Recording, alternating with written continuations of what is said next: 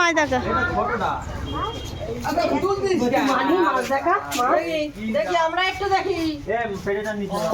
ও যাও দেখি কিরম মাছ।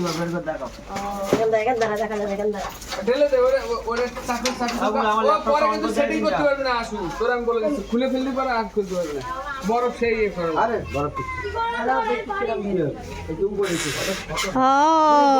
ঢালা লাগবে তো বরফের মতো নড়ছে। ছোটটা বার করলে বড় ছোট ওর ভিতর জল উঁচু করে একটু দেখাই দাও। পূজা বলছিল ভেটকি না ভেটকি না। এই তো ছোট দেখতে বলেছিল তেলাপিয়া। ঢোকা ঢোকা ঢোকা দেখি দাও।